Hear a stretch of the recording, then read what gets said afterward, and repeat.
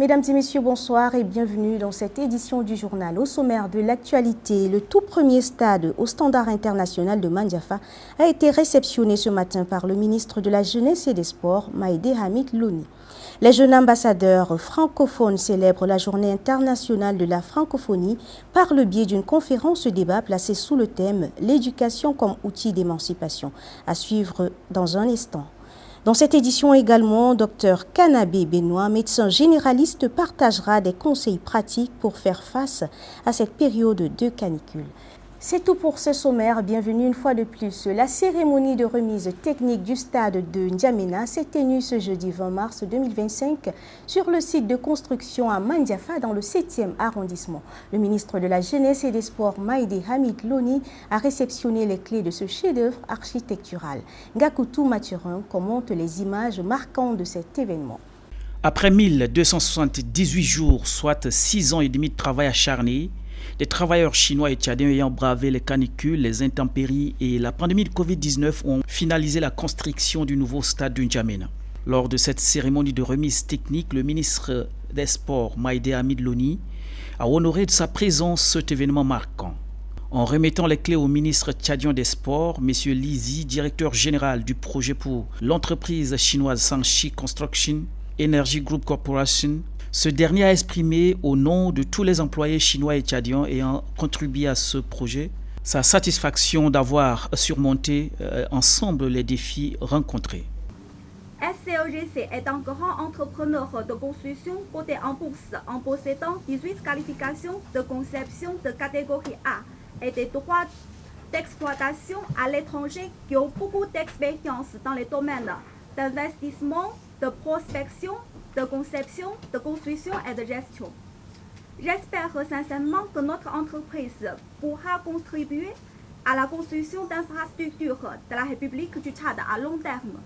Notre entreprise fournira une assistance technique pendant 2 ans pour ce stade. Nous espérons que ce stade jouera un rôle important pour le développement du sport et de la culture du Tchad, sous la gestion minutieuse de la partie tchadienne avec le soutien de notre équipe technique chinoise, tout en renforçant l'amitié entre la Chine et le Tchad. Dans son discours, le ministre des Sports, Maïdé Hamid Loni, a souligné l'importance cruciale de cette infrastructure pour le développement du sport dans la région et a remercié toutes les parties prenantes impliquées dans la réalisation du projet. Les 1800 Tchadiens qui ont été recrutés pour la construction de cet stade, les 700 qui ont été formés pour la construction de cet stade, a sans doute et sans ambiguïté un impact social considérable. De ce fait, au nom du gouvernement tchadien, je vous adresse nos sincères remerciements, mais aussi nos sincères félicitations. Au nom du gouvernement tchadien, de remercier très sincèrement le gouvernement chinois pour son engagement, pour sa disponibilité et pour sa vision de tisser un lien fort d'amitié et de coopération concrète. Il a également mentionné les avantages significatifs que ce stade apportera aux jeunes et aux athlètes, encourageant la communauté à en faire bon usage. Ce projet s'étend à environ 33 000 mètres carrés et peut accueillir jusqu'à 30 000 spectateurs. Quelques chiffres clés à retenir incluent la collaboration de 300 travailleurs chinois et de 1800 tchadiens. Au-delà de la réduction du chômage, plus de 30 000 tonnes de ciment et plus de 50 000 mètres cubes de sable et autres matériaux ont été commandés localement, offrant ainsi un coup de pouce significatif au développement économique du Tchad. Selon M. Lizi, les travaux sont totalement achevés en mars 2025 et toutes les conditions nécessaires pour la remise du stade sont assurées. La remise des clés a été l'un des moments les plus émouvants de la journée, symbolisant une étape essentielle de l'évolution et de l'amitié entre la Chine et le Tchad. Elle illustre ainsi la réussite de leur collaboration. Dans nos prochaines éditions, nous reviendrons avec un article détaillant l'ensemble du processus de construction. Dans le cadre de la commémoration de la Journée internationale de la francophonie, le mouvement des jeunes ambassadeurs francophones, en collaboration avec ses partenaires, a organisé une conférence débat ce matin dans la grande salle du ministère des Affaires étrangères. Le thème retenu pour cet événement est l'éducation comme outil d'émancipation. Les détails dans ce reportage signé Adoum Kamis Brahim. C'est sous le thème « L'éducation comme outil d'émancipation » que les jeunes ambassadeurs francophones du Tchad ont célébré la Journée internationale de la francophonie. Cet événement a rassemblé de nombreux jeunes ainsi que des représentants du secrétariat exécutif de la francophonie, offrant un espace d'échange et de réflexion sur l'importance capitale de l'éducation. Les intervenants ont échangé leurs expériences et leurs réflexions sur le rôle de l'éducation en tant que levier essentiel pour l'émancipation des individus et des communautés. Ces discussions ont permis d'aborder des enjeux cruciaux tels que l'accès à une éducation de qualité et les défis spécifiques qui y sont associés. Adoum Hamid Goukouni, chef de la division culture et communication au secrétariat exécutif de la francophonie, a souligné l'importance des thèmes retenus pour cette journée. Nous avons consacré également cette année le thème de la francophonie intitulé « L'éducation comme outil d'émancipation ». Donc nous avons réservé un thème dédié spécialement à l'éducation. Et ce thème, nous avons eu aujourd'hui l'opportunité d'échanger et d'écouter les uns et les autres. C'était vraiment un cadre d'échange multidimensionnel, riche et instructif.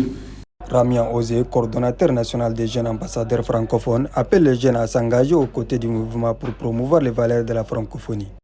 Nous voulons également profiter de votre micro pour lancer un appel aux jeunes afin de s'engager auprès des jeunes ambassadeurs francophones, afin de porter les valeurs plus haut de ces jeunes, les valeurs de la francophonie, afin d'être plus proches de nos sociétés.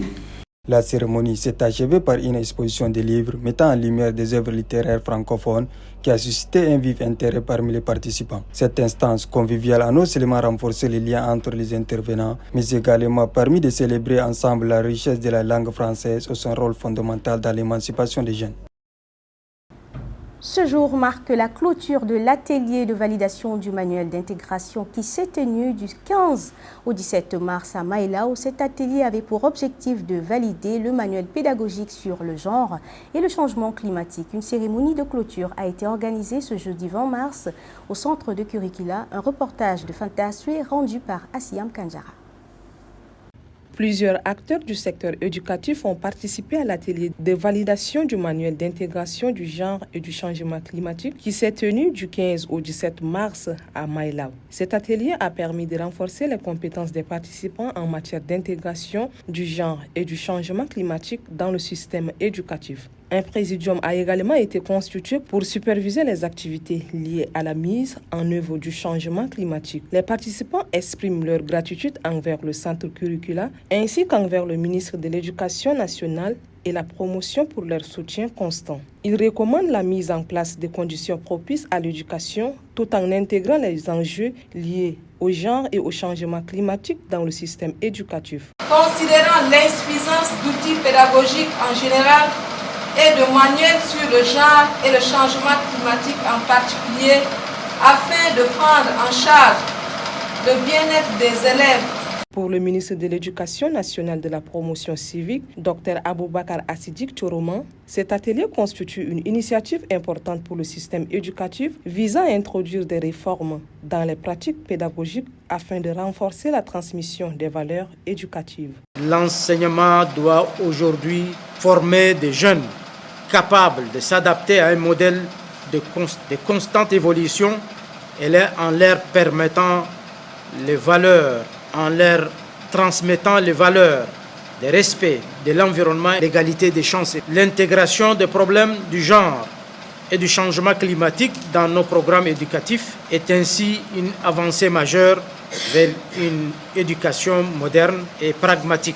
Le manuel que nous validons aujourd'hui est le fruit de notre engagement collectif à adapter l'éducation tchadienne aux réalités actuelles. Cet atelier de validation du manuel d'intégration du genre et du changement climatique jouera un rôle crucial dans la lutte contre les disparités liées au genre, contribuant ainsi à une avancée significative dans la réforme du système éducatif.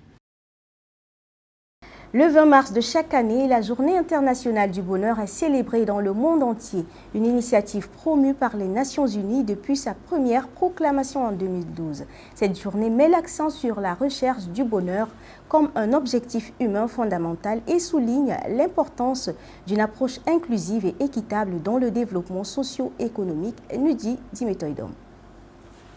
La décision de consacrer une journée au bonheur a surgi d'une reconnaissance croissante des limites des indicateurs économiques traditionnels tels que le PIB pour mesurer le bien-être des populations. Les Nations Unies appellent à une prise de conscience collective sur la nécessité de promouvoir des politiques qui favorisent non seulement la croissance économique, mais aussi le bien-être social et environnemental. Dans un rapport publié en 2021, le secrétaire général des Nations Unies, Antonio Guterres, a affirmé que le bonheur ne doit pas être considéré comme un luxe ou un simple privilège, c'est un droit universel pour tous les peuples. Ce rapport souligne le besoin urgent d'intégrer la dimension du bonheur dans les préoccupations politiques et sociales à l'échelle mondiale. La Journée internationale du bonheur s'inscrit dans le cadre des 17 objectifs de développement durable ODD adoptés par les États membres de l'ONU en 2015. Ces objectifs visent à mettre fin à la pauvreté, à protéger la planète et à garantir la paix et la prospérité pour tous d'ici 2030. Chaque objectif possède un lien direct avec le concept de bonheur et de satisfaction de vie. Des études montrent que les pays qui investissent dans le bien-être social obtiennent de meilleurs résultats en matière de satisfaction de vie. Selon le rapport mondial sur le bonheur 2023, publié par les Nations Unies, les pays nordiques comme la Finlande, le Danemark et la Norvège dominent le classement grâce à leur politique progressiste en matière de santé, d'éducation, de sécurité sociale et d'environnement. Le Tchad est à la 119e place sur 147 dans le classement mondial des pays les plus heureux. L'indice de bonheur global est également lié à des facteurs comme la confiance dans les institutions, la liberté d'agir et l'absence de corruption, ce qui souligne l'importance d'un gouvernement réactif et responsable. Alors que nous célébrons la Journée internationale du bonheur, il est crucial de se rappeler que le bonheur est un droit universel qui doit être protégé et promu. En s'alliant sur les principes fondamentaux des ODD et en intégrant les dimensions sociales, économiques et environnementales dans les politiques publiques, les gouvernements et les citoyens peuvent œuvrer ensemble pour créer un monde où le bonheur est accessible à tous. Alors que les températures atteignent 43 degrés Celsius, le Tchad, comme de nombreux pays, est confronté à une canicule sans précédent. Dans ce contexte de chaleur extrême, Dr Kanabé Benoît, médecin généraliste, propose quelques conseils pour s'acclimater. La canicule, c'est une période de chaleur extrême et prolongée et associée et avec une température nocturne. Et donc, cette augmentation de la température avec la chaleur a un problème de santé, un danger pour la population. Et donc, les conseils qu'il faut donner à la population, dans un premier temps, il faut une hydratation, ça veut dire boire de l'eau régulièrement. Même si vous n'avez pas soif, il faut boire toujours de l'eau. Et deuxièmement, il faut rester à l'ombre, éviter surtout l'exposition à la chaleur, donc ce qui va réduire un peu donc cette chaleur-là. Et il faut aussi l'habillement, ça compte, il faut faire l'habillement un peu souple, ample, et il faut que ça soit de couleur parfois claire, pour éviter aussi complications. Et il faut de temps en temps faire des refroidissements et éviter les efforts physiques, ces efforts physiques de marcher ou bien de faire des activités physiques pendant une période, parfois à partir de surtout de 11h à 16h. Il faut éviter ça parce que ça va entraîner une déshydratation. Donc il faut toujours rester à l'ombre. Et il faut aussi réduire l'exposition au soleil, comme je viens de dire. Donc, ce sont des conseils qu'il faut adapter pour diminuer, parce que l'exposition à cette canicule-là va entraîner une déshydratation, et cette déshydratation a des conséquences sur l'organisme. Donc, les cellules ne vont pas bien fonctionner, va affecter le système et donc surtout les personnes vulnérables, ce sont les enfants et les personnes âgées de troisième âge.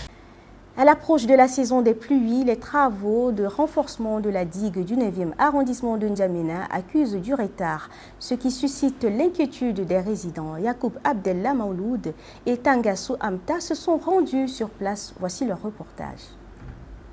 Suite aux récentes inondations ayant gravement impacté plusieurs quartiers de la capitale tchadienne, les autorités avaient annoncé un programme visant à renforcer la digue du 9e arrondissement. Toutefois, sur le terrain, en dehors des engins de la société responsable de la construction du nouveau pont et des travaux de bitumage, aucune autre activité n'est observable. En dépit de nombreuses préoccupations exprimées par les riverains, les autorités locales n'ont pas encore fourni d'éclaircissements sur cette situation. À l'approche de la saison pluvieuse, la pression s'intensifie pour inciter ces mêmes autorités à accélérer les travaux.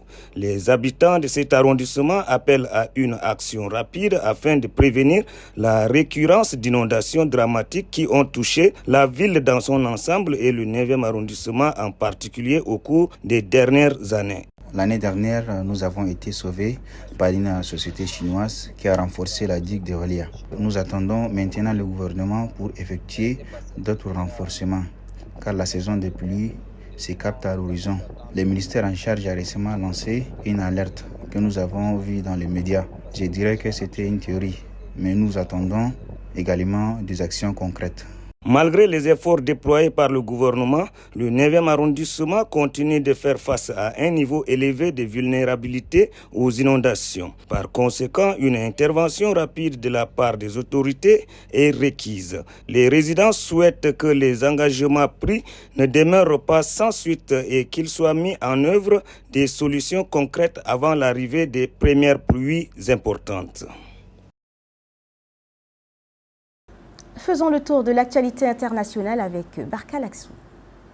Nous sommes au Cameroun. Le commandant de la Légion numéro 2 de la ville de Douala a présenté hier à la presse plusieurs sacs contenant environ 100 millions de francs CFA en faux billets de banque, saisis chez un particulier résident dans le quartier Bonamoussadi, au cœur de la capitale économique. En football, la 5e journée des éliminatoires de la Coupe du Monde 2026 a débuté hier. Lors du premier match, la Tunisie a poursuivi sa dynamique victorieuse en s'imposant face au Libéria.